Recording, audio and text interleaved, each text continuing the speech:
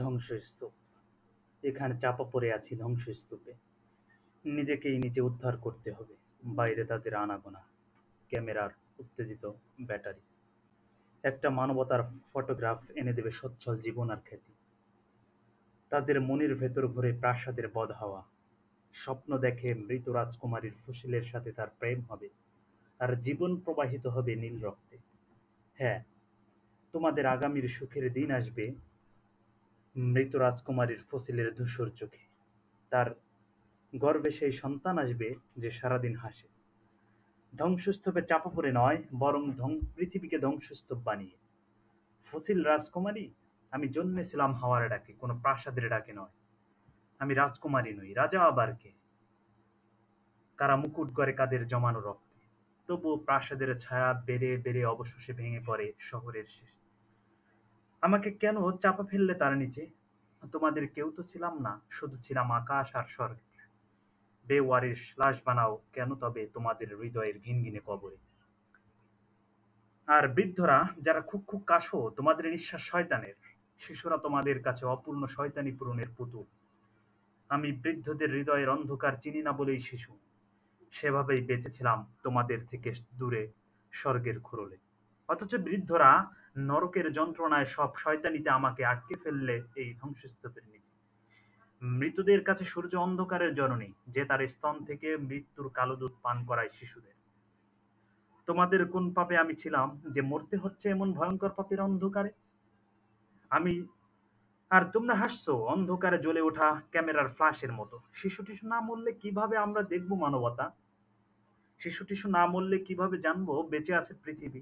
শিশু টিশু না মরলে কিভাবে বুঝবো বিজ্ঞান ও তার বীর্যবাহী মিসাইল কত শক্তিশালী? আর তাই তো প্রকৃত অস্ত্র যা মারতে পারে অদৃশ্য দেবদূত।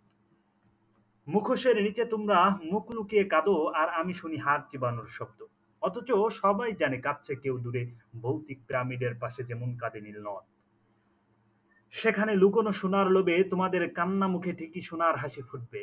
আর আমি আমি আবার আসবো, আবার মরবো ধ্বংসস্তূপের অন্ধকারে। স্বপ্নের আগামীর সোনা ভরা দিন আসবে ঠিকই ব্যাংকের ভল্টে আর লকারে। আমাকে নিয়ে করুণ শোক সবাই, কেউ বলবে এই যে অবশিষ্ট। এমন যুদ্ধের অলিম্পিকীয় ক্রীড়া কৌশলের ঝলমলে দিনে কেনই তুমি গিয়েছিলে পুতুল হাতে? আমাদের ওই সুন্দর আগামীতে উঠে যাওয়া স্বপ্ন অট্টালিকার নিচে যা কিছু উঠে যায় তা কি মাথা নামায় না নিচে কি আছে তা দেখতে? যাক, আমরা তো পেয়েছি এক দারুণ মানবতার ফটোগ্রাফ। কারো হাত বিশ্বাস করতে না পেরে কেউ ধ্বংসস্তূপের নিচে নিজেই বাম হাত বাড়িয়ে দিয়েছে তার ডান হাতের দিকে।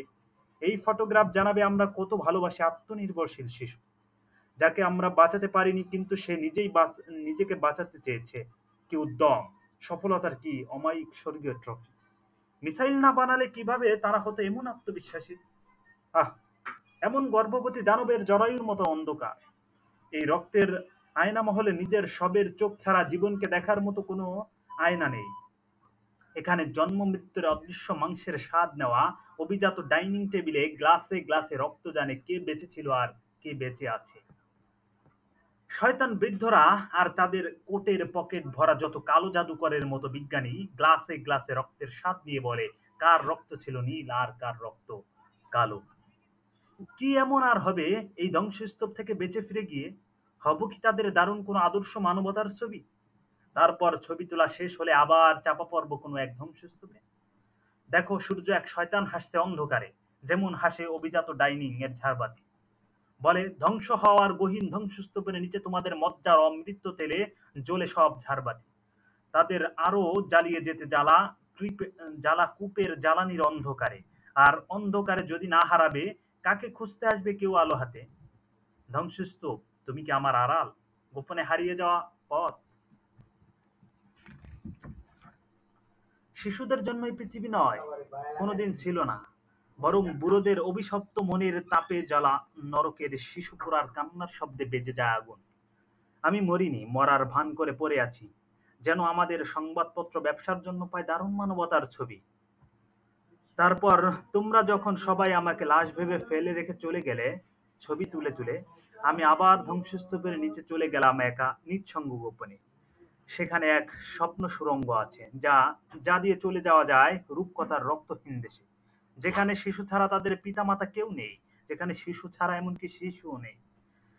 সেখানে নেই কোনো বুড়ো শয়তান, নেই কোনো ক্যামেরা, সংবাদপত্র, যেখানে মিসাইল বিজ্ঞানী সোনায় মরা দেহের লোভে দেবদূতের জড়িয়ে নেয় না আগুনের পোশাকে। সেখানে জীবন নেই বলে মৃত্যু নেই, শুধু শিশুর হাসির মতো নির্মল সূর্যের প্রান্তর। সেখানে আমরা খেলি অনন্ত তারা ভরা রাত্রি, অনন্ত রাত্রির গান অতল সমুদ্রের তীরে, যেখানে অস্ত্র কারখানার ছায় বেড়ে ওঠা খেলনা কারখানার মতো কোনো খেলনা নেই। কেন সেই শৈশবে হাতে তুলে দিয়েছিলে খেলনা পিস্তল? জানো না, বুড়োরা মরে তাদের দানবিক অস্ত্রের অভিশাপে, আর শিশুরা মরে তাদের খেলনা বন্দুকের গুলিতে। এখানে এই ধ্বংসস্তূপের নিচে যেন এক কবরের নিরাপদ অন্ধকার।